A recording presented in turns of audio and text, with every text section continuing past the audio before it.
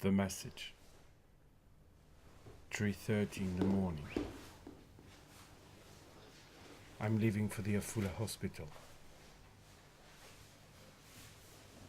I didn't know how to explain to her what I didn't understand yet myself.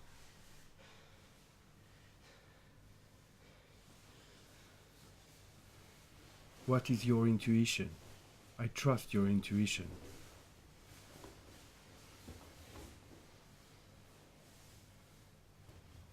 We take the highway. 200 kilometers an hour, like my thoughts.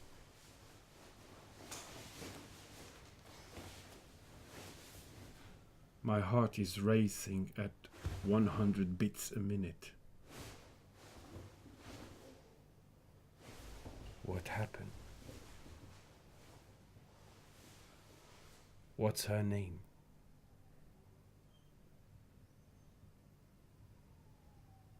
The ashtray in the car is overflowing with butts.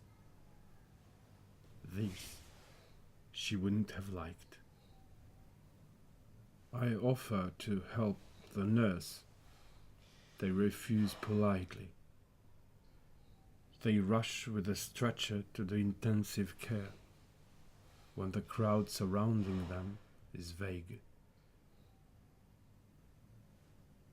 I cannot leave with a mother to whom I speak and who doesn't respond.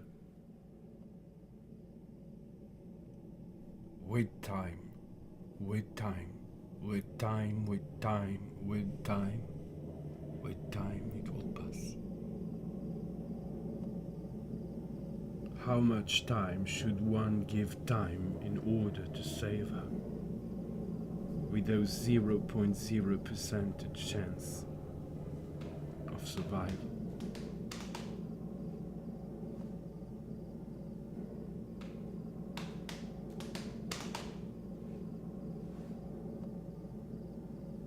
$11 in the morning.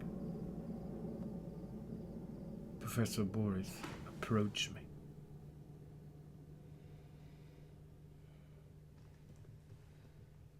No one hurries to help this wonderful human being to draw the sentence out of his mouth. 11 o'clock in the morning. 7 o'clock in the morning. 3:30 in the morning. 3:30 in the afternoon. 7 o'clock in the evening. 7:30 in the evening, 7:15, 8:45 in the evening, 10:45, 10 o'clock in the evening. Has your father gone?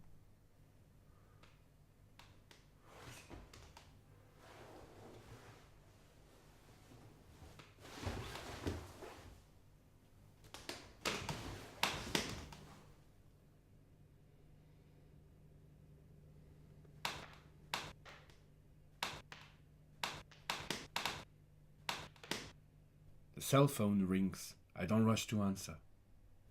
3 rings. I ignore them. By the 10th, now, it's getting on my nerves. Hi, Jean. Where are you? On the balcony. On the floor the closest to God. God? One would say that you have a thing with God. Should I worry? What should I feel now? Do we have to feel the same? Have we ever felt the same? When? I'm talking about the bombing in Jerusalem. What bombing? The bombing in Jerusalem. There have been many bombings in Jerusalem. As long as this city has existed, I don't remember it without bombing. In my head, this city has always been associated with the image of bombing. Or better say, bombings. I'm talking about the bombing on the line 18. On the line 18, there have been 2 bombings, unless you, the Arab, prefer remember only one. Oh, I remember very well. I remember that after the first bomb, you told me that there would be another. In the same city, in the same time, and in the same line. Unfortunately, you were right. You have to understand, it doesn't mean that I'm a GB. I know you. You don't have to condemn the bombing. But that time, do you remember? Do you remember what you felt in that moment? What did I feel? I remember that you wanted to kill me. Kill you? Why killing you? I don't know. Maybe because you got used making me your cannon fodder. GB, what's happening with you? Me? What's happening with me? Cannon fodder? What are you talking about? You were nervous, depressed, helpless. You didn't know what to do, how to digest it. I remember that morning you drank your coffee with 2 sugar. You never drink your coffee with sugar. And you, do you remember what you did? Me? I was waiting for it. You were waiting for it? No, it's not that I wanted it to happen. It's just that I had a very strong feeling that that's what Hamas was planning. Because the Hamas, had promised another terrible bombing immediately after Paris threatened to screw them over. They promised an attack. And then I told myself, they are going to screw him over in the morning before he penetrated them at noon. Now, you understand why the attack always takes place in the morning? Alright, forget about it. Do you remember what you were doing? Other than listening to the radio and watching TV all at the same time, I cannot recall anything. Do you want me to tell you? Please do. You woke up early that morning. You turned the radio on Galei Tzahal. You made sure that Galei Tzahal was full volume. And then you got into the shower. Since the water was running, you couldn't hear what they were saying on the radio. Every 30 seconds, you yelled from the shower, "So, has it happened?" And I yelled back, "No, not yet." And then you went back to butcher Arik Einstein's song in the shower. A minute and a half went by, and you yelled, "So, still nothing?" And I told you, "Nothing yet." Then you said, "No worry, it will happen. Soon it will happen. They promised." I asked you, "And you believe the promise of the Hamas?" You said, "Yes. On this ground I take them very seriously." 2.5 minutes later you asked, "Still nothing? What's happening with the bombing?"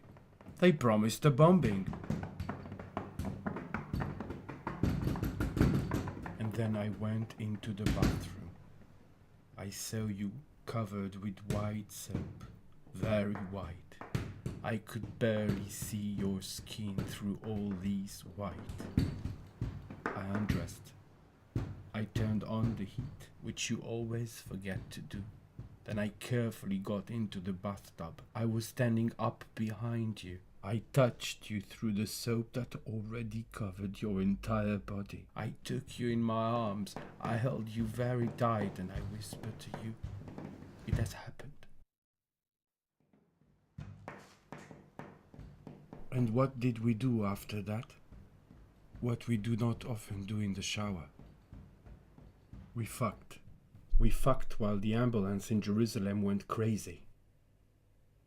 Fucking in the shower while the morticians were collecting the human remain in Jerusalem. That was sadistic.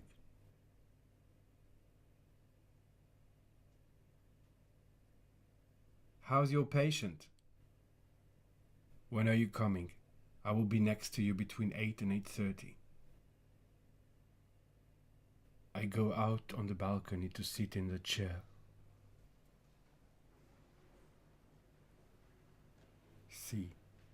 Sea of seas.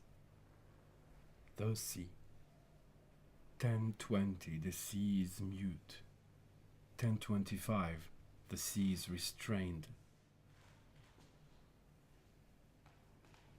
Midnight. I see where the sea foams, but where the sea ends, I cannot say. I'm alone now. Alone. Where is Jean? Where is she when I need her? Where is she?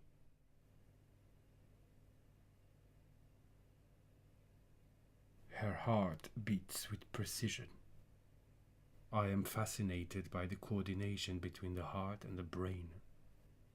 When the brain dies, the heart continues to defend its honor. He functions with the greatest precision in order to assert his authority on the body, as if the heart and the brain were fighting for the control over the body.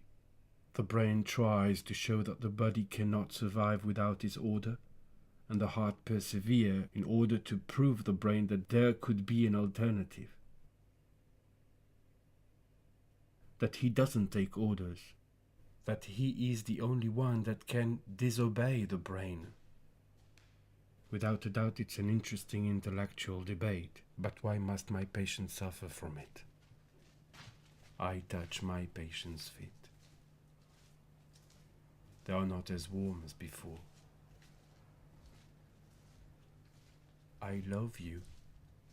Do you know how much? How much a man can love? What is he able to do in order to save his love? Never have I came to answer these questions. I only know how to be fascinated by the love I have for you. It is so great. I didn't know that someone as egocentric as I could love this much. You proved that it's possible. Don't go. I need you as a proof. I need you because I need the love that I already given you. I don't love as I love you. It's a love that you can give only one time and to one person. Don't go because my love would live with you. Do you hear me? Sea.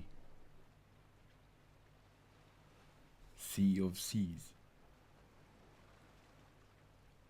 I see where the sea foams, but where the sea ends I cannot say.